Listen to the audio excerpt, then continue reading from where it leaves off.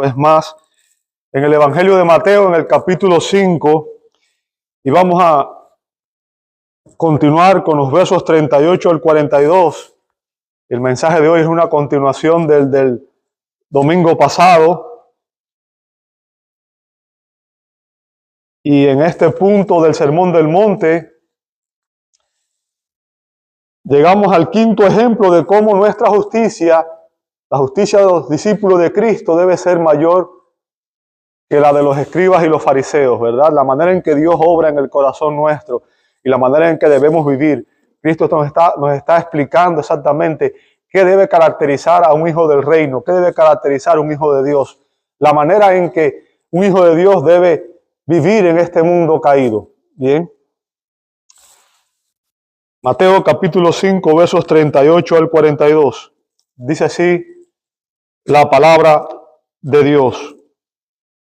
Ustedes han oído que se dijo ojo por ojo y diente por diente. Pero yo les digo, no resistan al que es malo.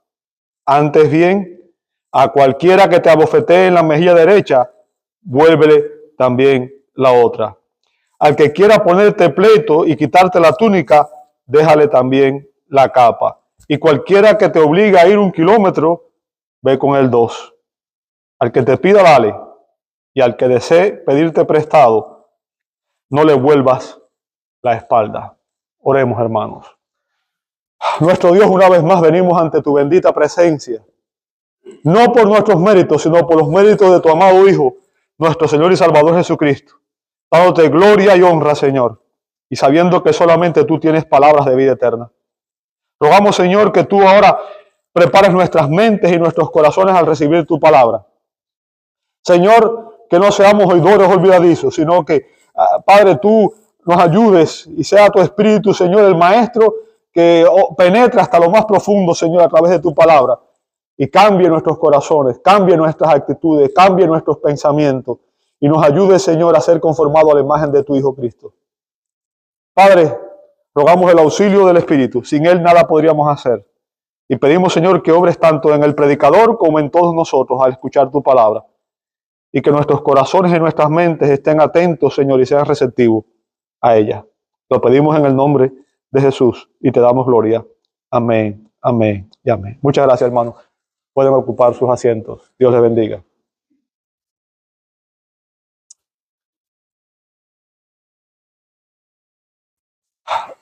Voy a hacer unas preguntas retóricas, ¿verdad? La idea, más que todo, es que usted medite en su propia condición. La primera pregunta que quiero hacerla es la siguiente.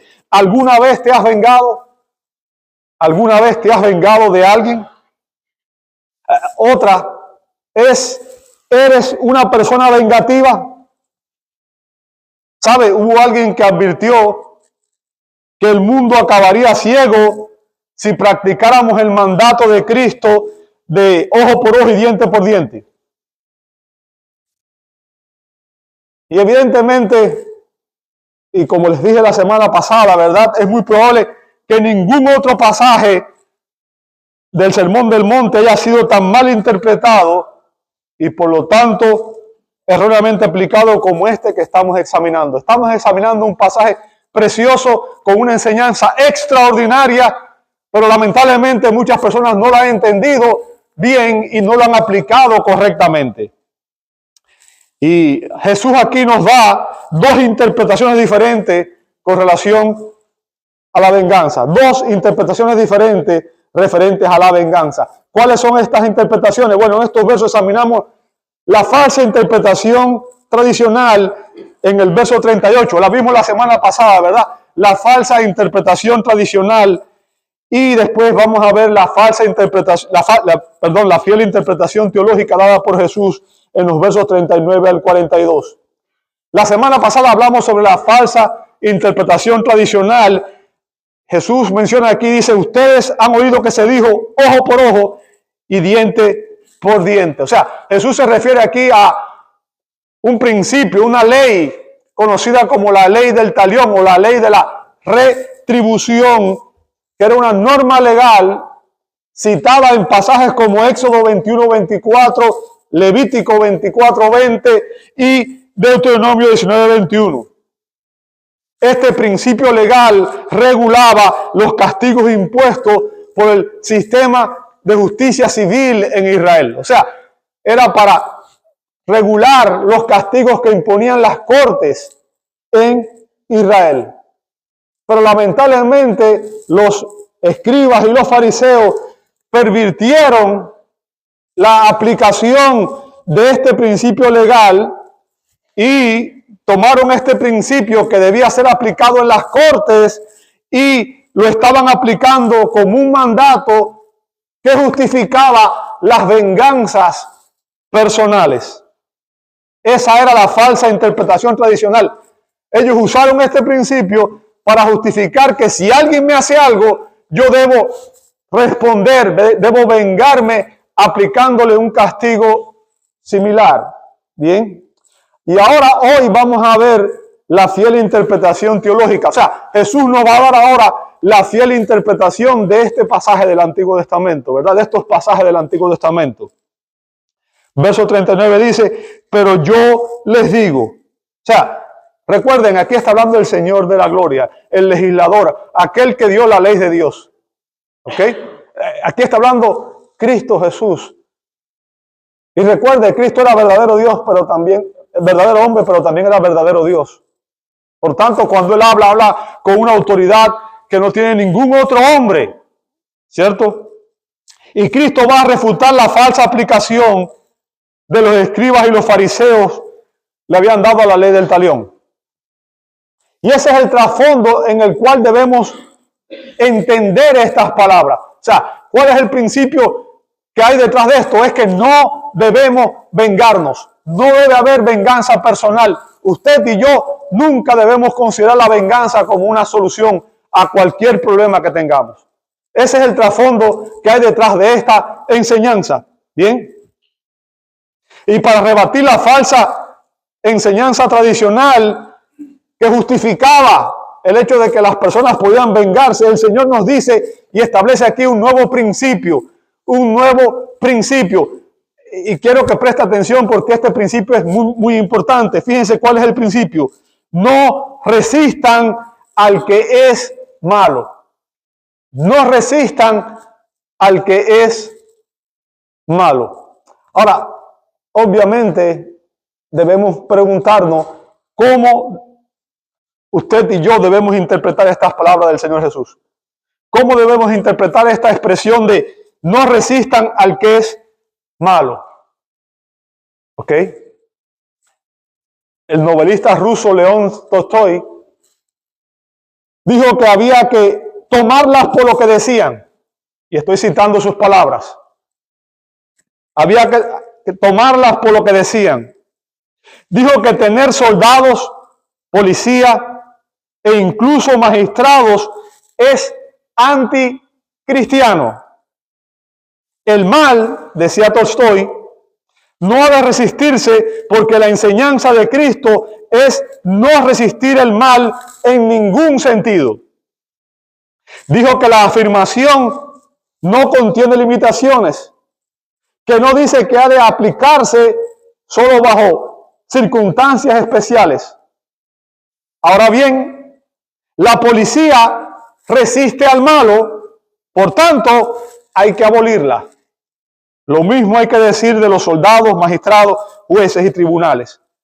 No tendría que castigarse el crimen. ¿Se da cuenta de lo que está diciendo? Y se da cuenta que parece mucho a la filosofía que tienen muchos hoy dentro de incluso del gobierno, que hay personas que quieren abolir la policía y quieren destruir las instituciones. ¿Es eso lo que enseña Cristo en este pasaje? ¿Es eso lo que quiere decir Jesús cuando establece este principio? Déjeme decirle algo, hermano. Hay un principio de la hermenéutica que dice que la Biblia nunca se contradice a sí misma. ¿Sabe eso? Cuando usted lee un pasaje de la Escritura y usted lee otro pasaje de la Escritura y usted ve que en esos dos pasajes hay una aparente contradicción, usted tiene que entender que usted interpretó mal alguno de los dos pasajes. O quizás los dos, quién sabe. Pero la Biblia nunca se contradice a sí misma.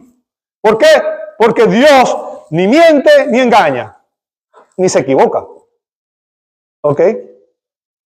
Por tanto, decir que este pasaje nos lleva a estar dispuestos a eliminar toda institución como la policía, el gobierno y todo lo demás, es ir demasiado lejos. ¿Cómo yo lo sé? Bueno, si usted lee la palabra de Dios en Romanos 13, 1 y 2, el apóstol Pablo dice lo siguiente, fíjense,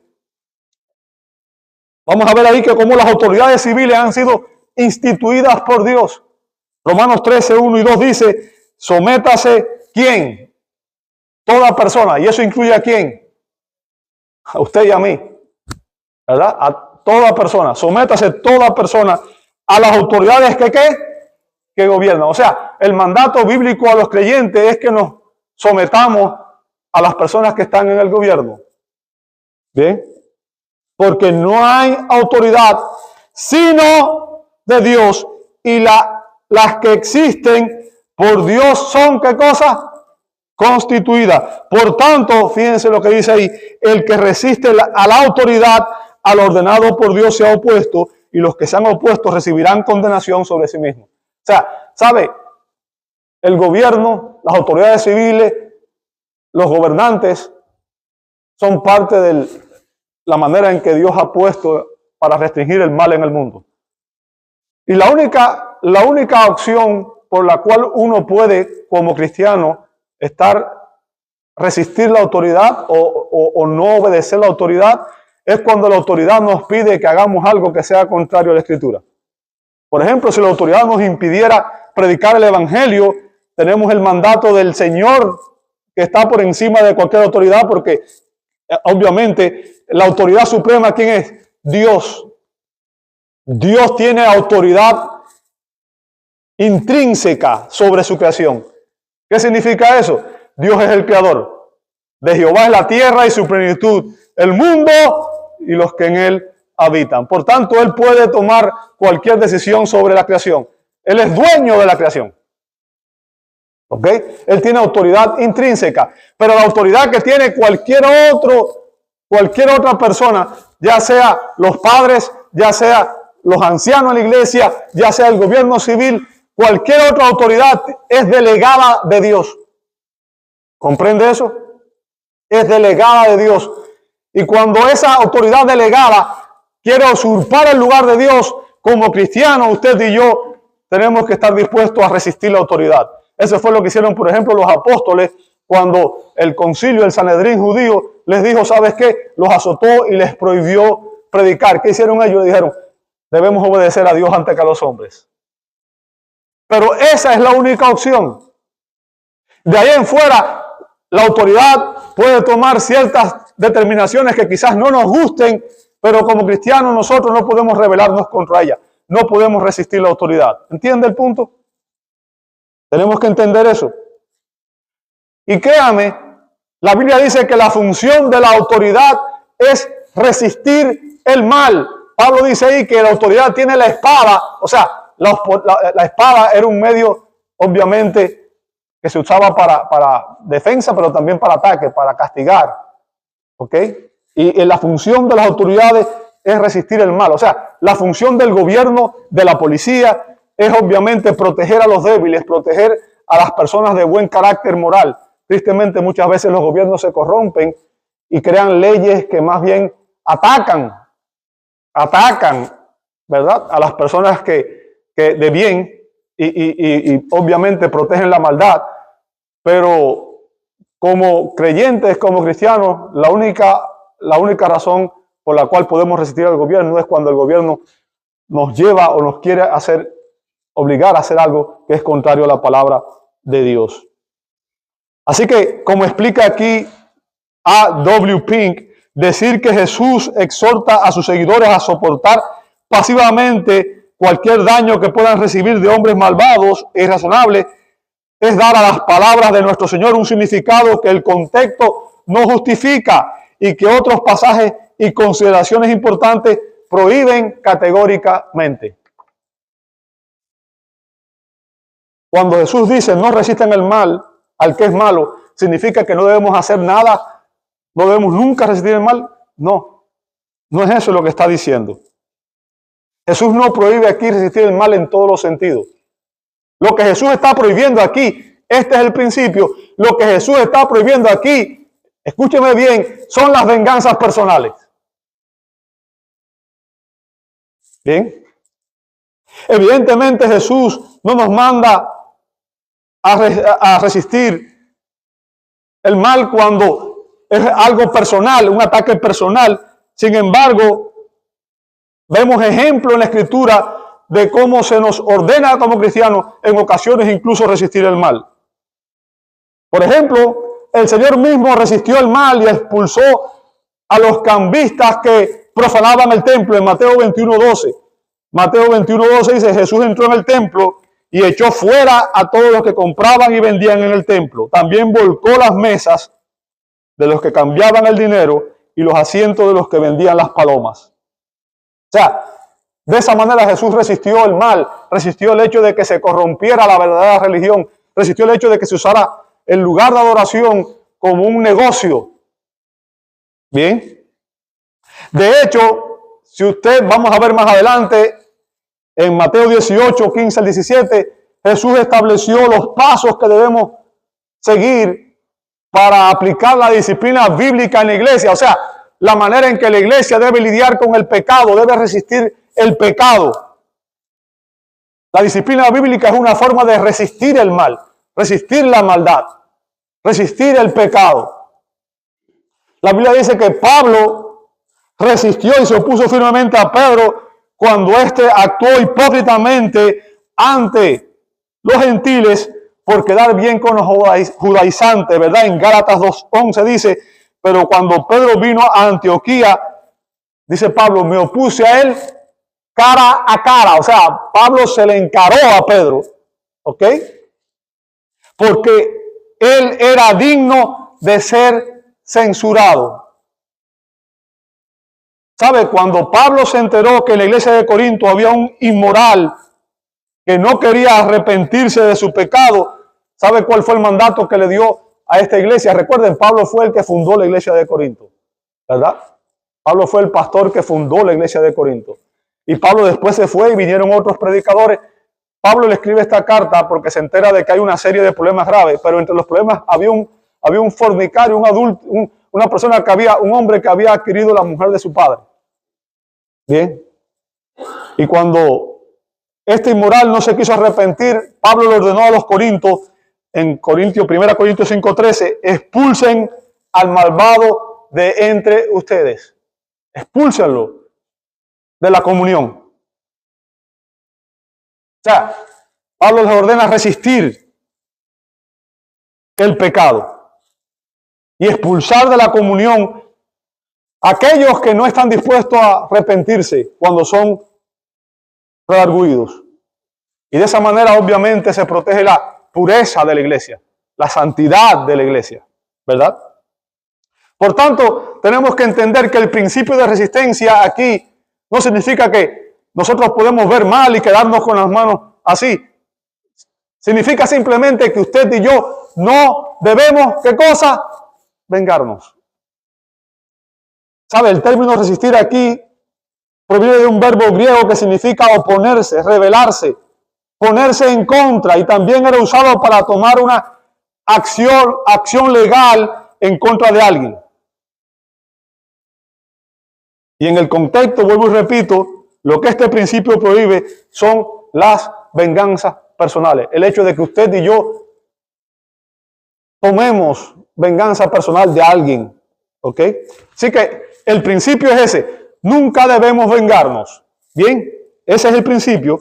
Ahora Jesús nos da 4 ejemplos que nos van a ilustrar que no debemos vengarnos ante, en primer lugar, de los insultos, segundo, de las demandas, tercero, de los abusos y cuarto, de los préstamos.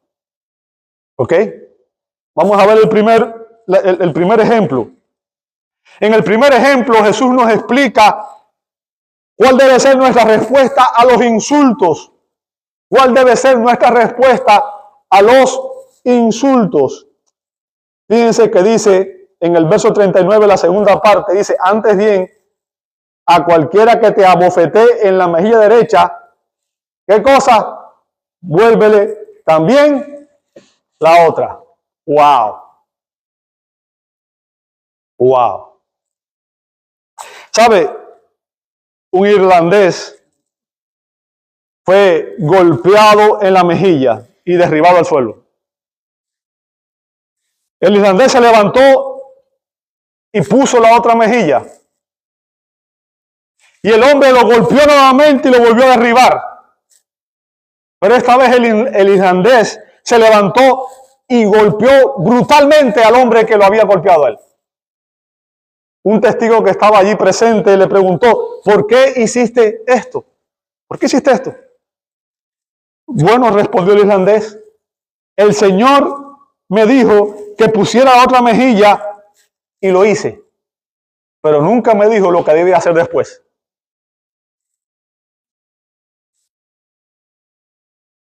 ¿Cómo debemos interpretar este pasaje? ¿Debo yo permitir que cualquiera venga y me abofetee las veces que quiera en mi cara?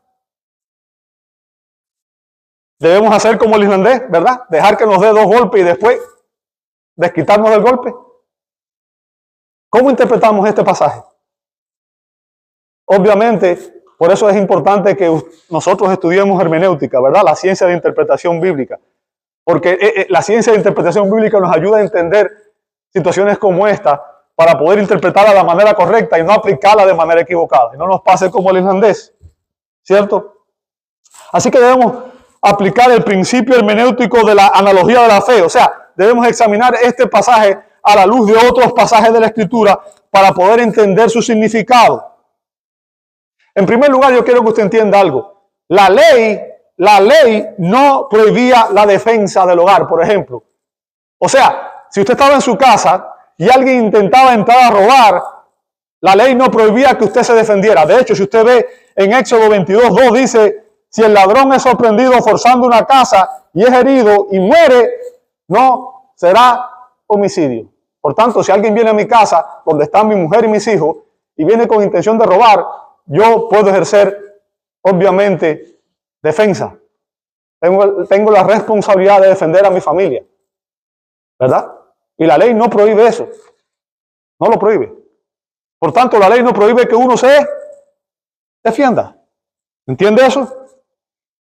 La Biblia aprueba la defensa propia cuando un individuo invade nuestro hogar. O sea, debemos resistirlo.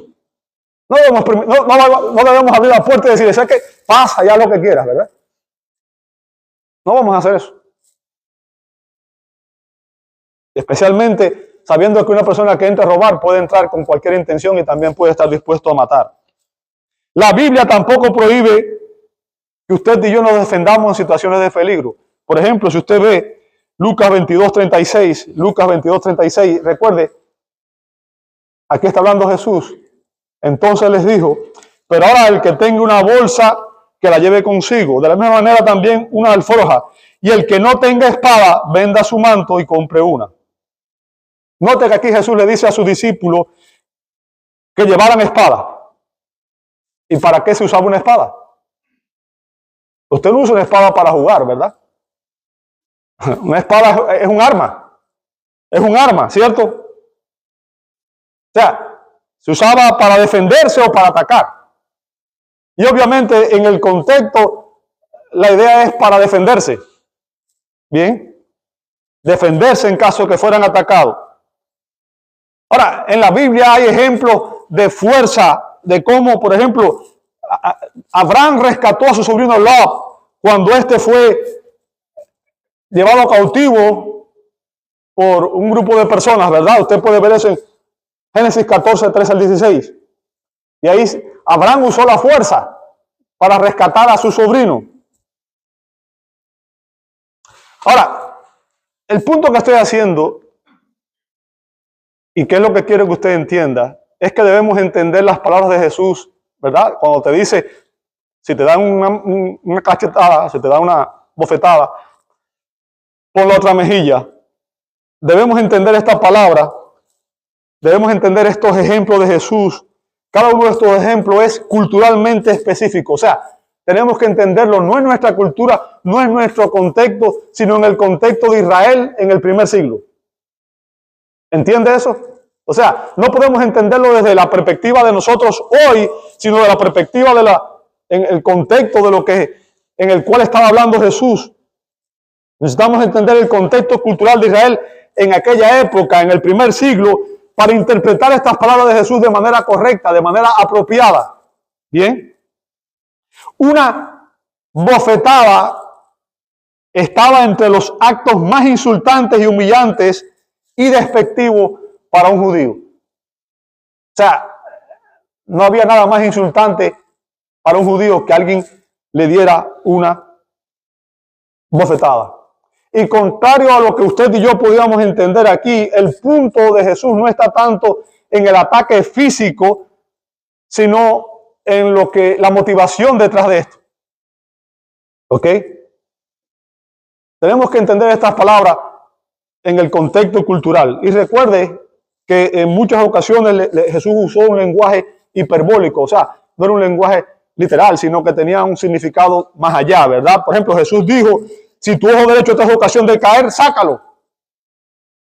No estaba hablando literalmente, ¿correcto? O sea, si no todos estuviéramos ciegos ya, y sin manos y sin nada, ¿cierto? Entonces, tenemos que entender esto en el contexto cultural y entender estas palabras de Jesús. Voy a citar las palabras de R.W. Pink. Dice, si le ofreciéramos la otra mejilla al que nos abofeteó, escuche bien esto, y estoy de acuerdo con estas palabras. Si le ofreciéramos la otra mejilla al que nos abofeteó, lo estaríamos tentando a pecar, invitándolo a repetir la ofensa, lo cual es manifiestamente erróneo. ¿Se da cuenta? O sea, abofetear a alguien obviamente es insultarlo. Y decirle, ¿sabes qué? Entonces pégame también en la otra. Es invitarlo a que peque nuevamente. El hecho de que lo hizo ya sería un pecado, pero el hecho de que nosotros le digamos, aquí tiene la otra, para que me vuelvas a dar, sería invitarlo a pecar doblemente. ¿Ok? De hecho, el mismo ejemplo de Jesús nos demuestra que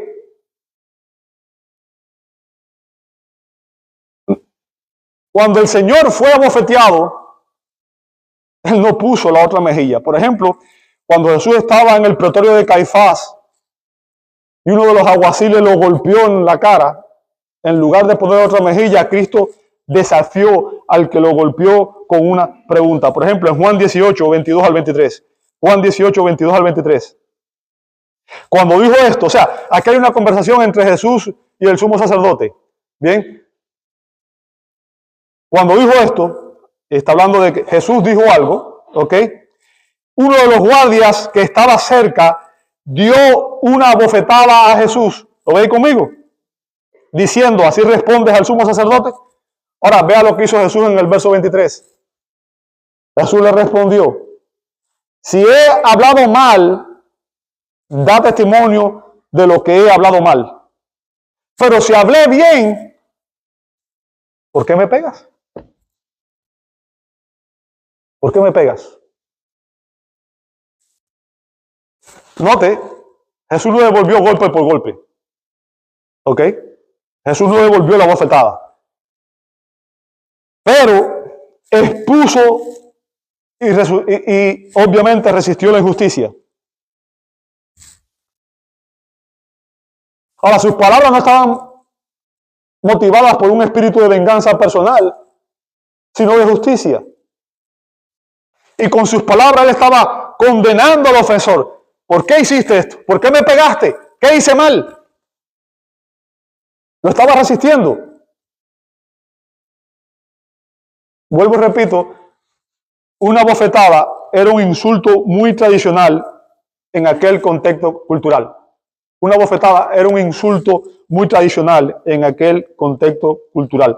Y observe que Jesús menciona aquí específicamente una bofetada en la mejilla derecha, ¿cierto?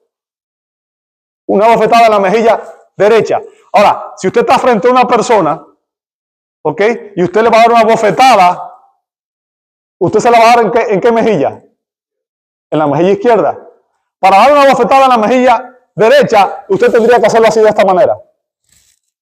Golpear con la parte de atrás de la mano. ¿Ok? Golpear con la parte de atrás, el revés de la mano. Y eso es significativo, porque según la ley rabínica, golpear a alguien con el dorso de la mano era el doble de insultante que golpearlo con la palma de la mano. O sea, que te dieran una bofetada era insultante, pero que te lo dieran con el dorso de la mano era el doble de insultante. Y ese es el punto de Jesús en esta enseñanza. Es lo que Jesús quiere resaltar aquí, que usted y yo entendamos. Significa que esa persona te consideraba a ti como algo despreciable, como algo insignificante, como algo menos que un ser humano, como si fueras un animal. ¿Ok? Incluso hay un testimonio de un esclavo llamado Epícteto, bien feo el nombre, ¿verdad? Epícteto. Y este hombre dijo que un esclavo, escuche bien, un esclavo prefería ser azotado con el látigo.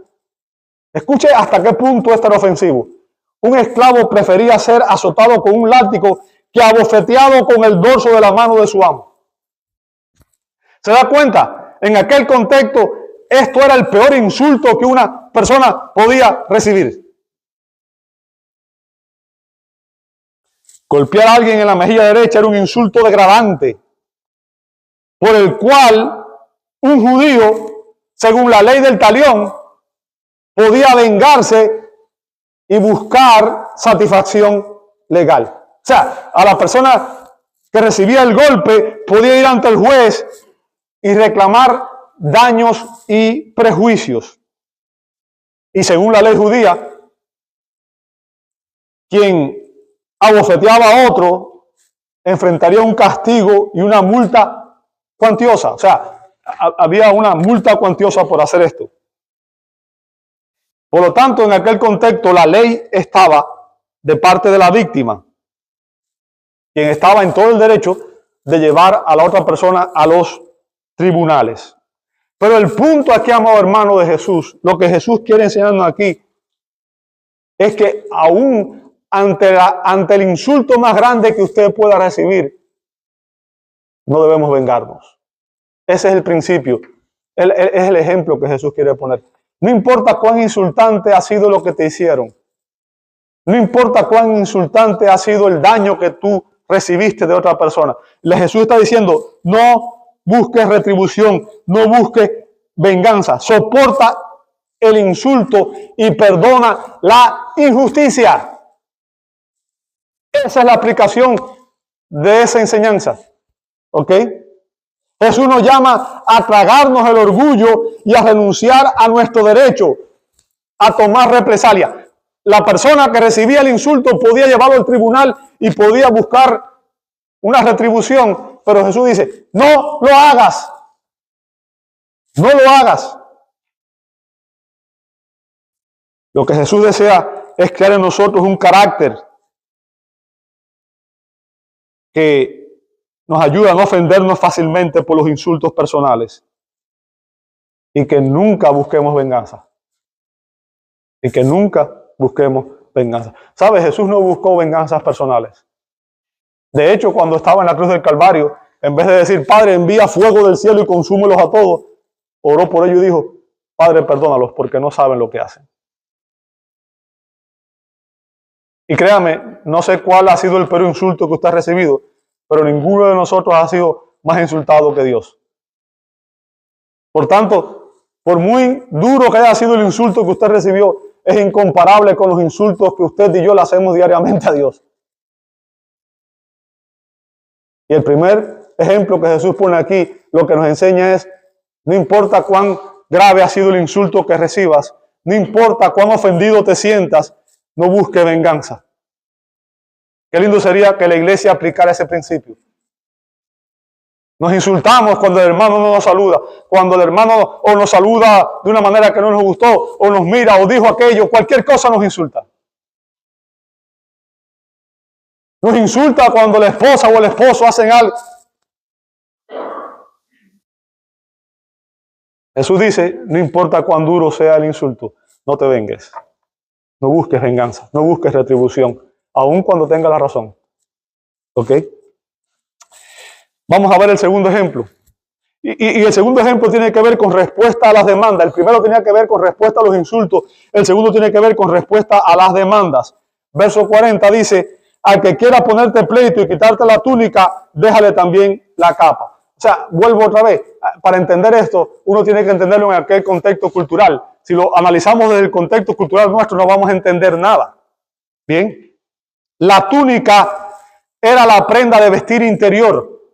La prenda de vestir interior.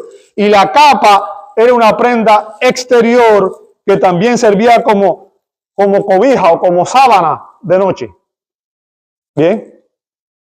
La mayoría de las personas en aquella época poseían solo una capa y una o dos túnicas.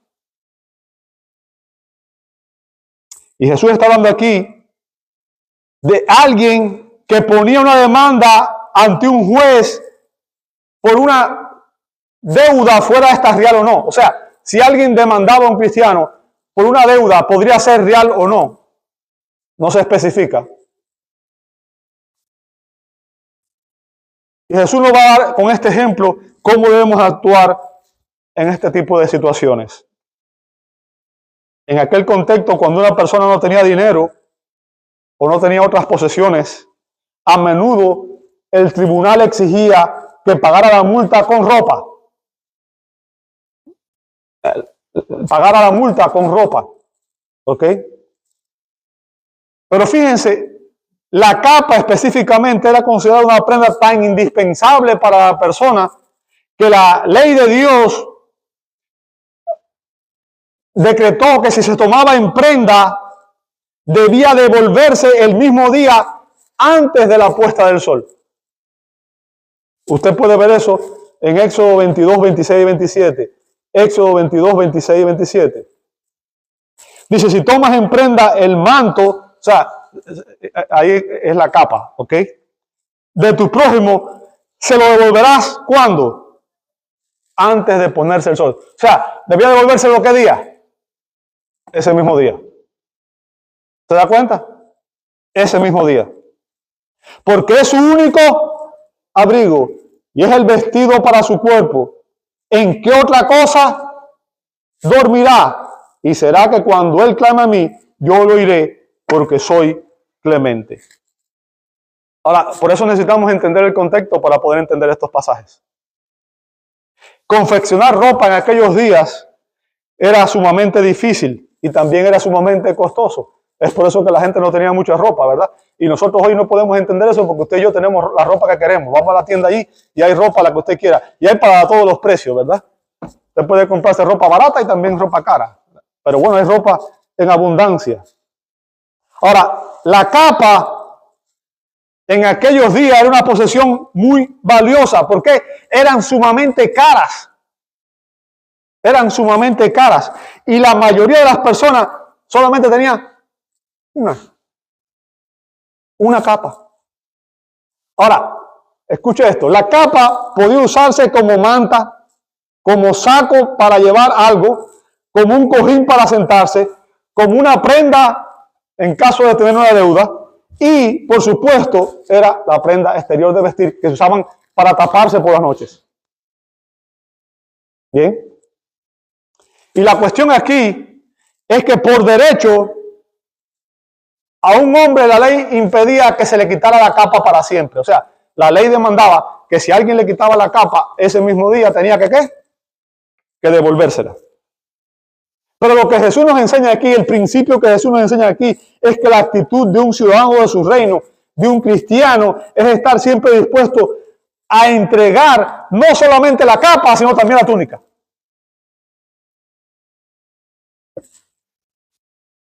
El tribunal no podía exigir la capa, pero el creyente podía entregarlo voluntariamente para saldar una deuda. Y eso es precisamente lo que Jesús dice que debemos estar dispuestos a hacer. Bien, si alguien nos demanda por alguna razón, debemos estar dispuestos a dar incluso mucho más de lo que exige. Y es triste, ¿verdad? Cuando usted ve, por ejemplo, si usted ve precisamente en la carta de los Corintios, usted va a ver que Pablo confronta a los corintios porque habían creyentes demandándose unos a otros ante los tribunales civiles. Y eso es una vergüenza para la iglesia.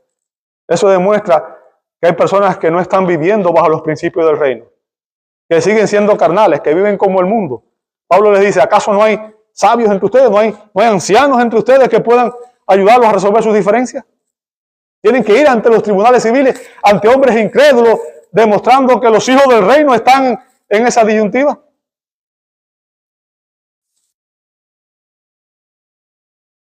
Y la aplicación aquí, amado hermano, es que sería mejor ser estafado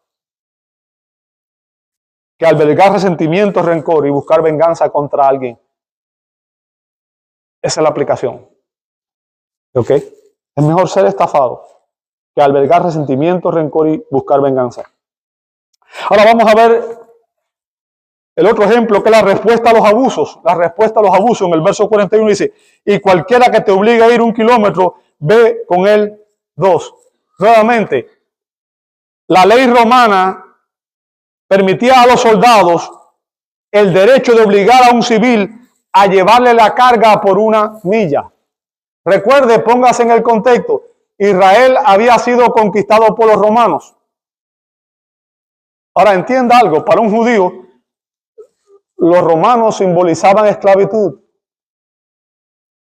Cuando usted vive en un país que ha sido conquistado por otro, las personas nacionales usualmente no sienten mucho amor por los que lo conquistaron, ¿cierto? Recuerden, en Israel habían celotes que eran revolucionarios, que iban a atacar y mataban a los soldados cada vez que tenían oportunidad. Ahora, por ley, cuando un soldado iba caminando, si usted pasaba, el soldado podía decir, ¿sabes qué? Ven, no importa dónde vaya, tienes que venir conmigo y tienes que llevarme la carga 1 milla. Ahora, imagínese que usted fuera, por ejemplo, a cualquier cosa, que fuera, no sé, al trabajo, o que fuera a reunirse con alguien y que de repente usted estuviera apurado y alguien venga y le diga, ¿sabes qué? No, papá, vas a agarrarme y vas a llevarme la carga por 1 milla. Y tuviera que llevarle incluso las armas al soldado romano. ¡Wow! ¡Qué ofensivo! ¿Cierto? Y déjeme decirle, cada vez que un soldado romano obligaba a un judío a llevarle su carga, esto despertaba más su odio y su sed de venganza. Es comprensible. Es comprensible. ¿Por qué? Porque era un abuso, ¿verdad? Era un abuso. Pero Jesús dice aquí que sus discípulos debemos llevar la carga con una sonrisa y de muy buena gana. ¡Wow! ¿Ok? Pero no solamente eso, no es que solamente debemos llevar la carga con una sonrisa de buena gana, sino que en vez de llevársela 1 milla, dice que debemos llevarla ¿cuánta? 2 millas. O sea, deberíamos estar dispuestos a llevarlo el doble de la distancia. Y como explica el doctor John MacArthur, al actuar de esta manera somos obedientes a nuestro Señor y damos testimonio de que en Él tenemos una libertad más preciada que el mundo no puede quitarnos. Y el punto aquí es que no debemos reclamar nuestros derechos. Debemos estar dispuestos a renunciar incluso a las cosas que realmente tenemos derecho. ¿Bien?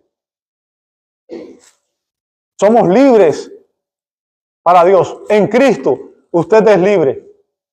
Y el mundo puede hacerle lo que sea, pero aún en cualquier circunstancia, allí somos libres porque estamos en Cristo. Y tenemos un propósito superior. Y finalmente vamos a ver la respuesta ante las peticiones o los préstamos en el verso 42. Al que te pida, dale, y al que desee pedirte prestado, no le vuelvas la espalda. Lo que Jesús está diciendo, amado hermano, es que cuando alguien nos pida algo, no debemos rehusárselo. En otras palabras, debemos darle, ¿qué cosa? Lo que pide.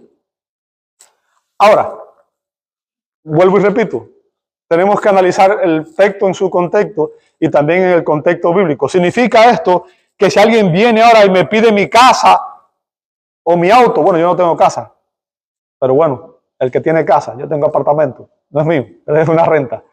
Pero suponiendo, si usted tiene una casa y alguien viene y se la pide y le dice, ¿sabes qué? Si yo viniera y dijera, ok, el Señor me dijo que me dieras tu casa, ¿usted tiene que dármela? ¿O su carro?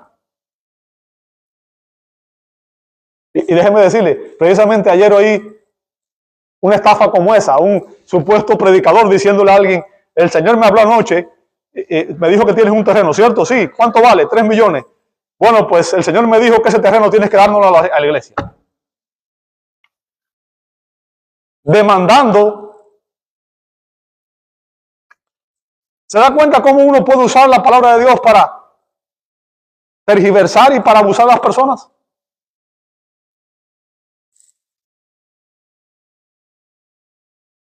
Déjeme decirle algo, eso es precisamente, la ignorancia bíblica es lo que lleva a eso, lo que conduce a eso.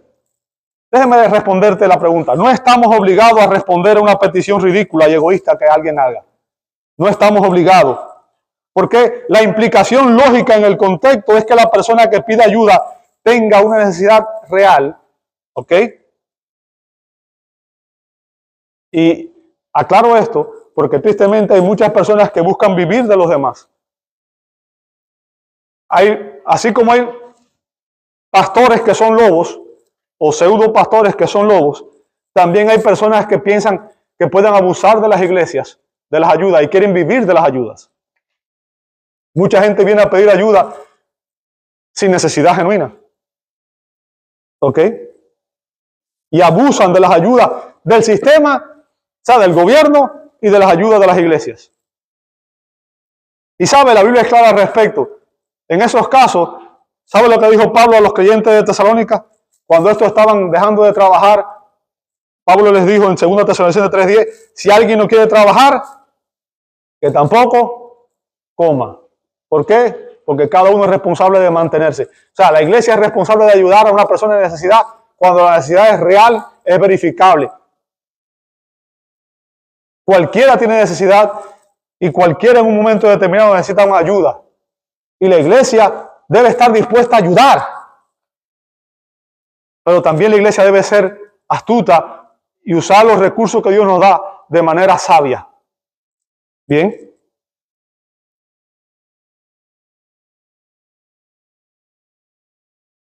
Obviamente Jesús se está refiriendo aquí a personas con necesidades reales y razonables. Recuerda, Pablo en la primera Timoteo dice que la iglesia en aquel contexto no había, por ejemplo, hoy el gobierno, ahí existen programas del gobierno que dan mucha ayuda, ¿verdad? Pero en aquel contexto no había, las viudas no tenían nadie que las ayudara. Cuando había viudas mayores que no tenían familia, la iglesia asumía la carga. Y yo doy gracias a Dios porque aquí hay muchos hermanos que cuando ha habido otros hermanos en necesidad han dado lo que pueden y lo que no pueden. Han dado más allá de sus posibilidades. Y eso es una bendición.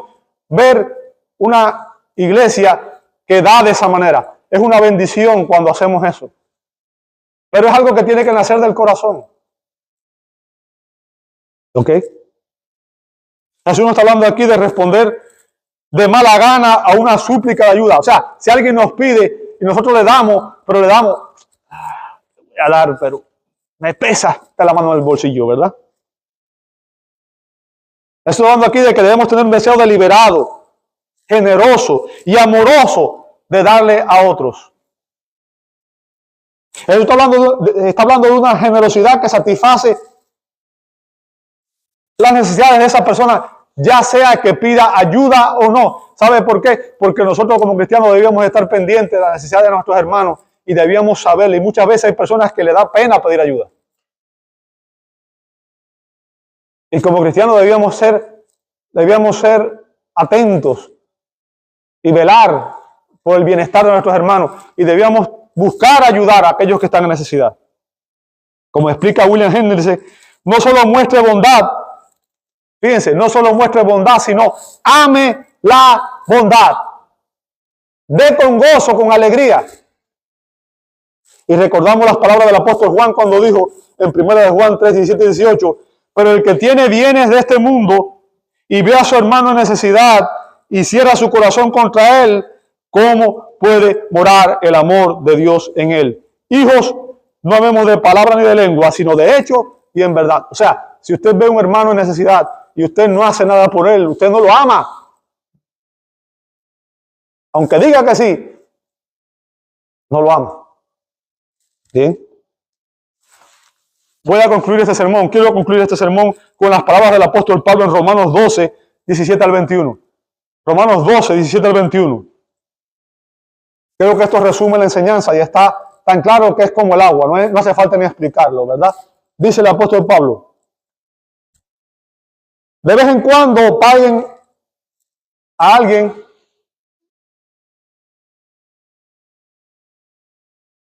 Ok.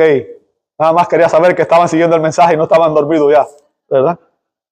Fíjense lo que dice. Nunca. Nunca es cuando. Nunca. Nunca paguen a nadie mal por mal. Nunca. Nunca te vengues. Nunca pagues a nadie mal por mal. Respeten, ¿qué cosa? Lo bueno delante de todos los hombres. Si es posible, note, si es posible, o sea, aquí hay una cláusula condicional, si es posible, en cuanto de ustedes dependa, o sea, nosotros debemos hacer todo lo posible, ¿cierto? En cuanto de ustedes dependa, estén en paz con todos los hombres. Obviamente, pero eso depende de dos personas. No solamente de nosotros, depende también de la otra persona. Y muchas veces hay personas que no quieren estar bien. Entendamos eso, ¿verdad? Verso 19. Pero ahora, ¿qué pasa si alguien no quiere estar bien con nosotros? ¿Qué pasa si alguien se convierte en nuestro enemigo? ¿Qué pasa si alguien no nos ama, no nos quiere? En fin.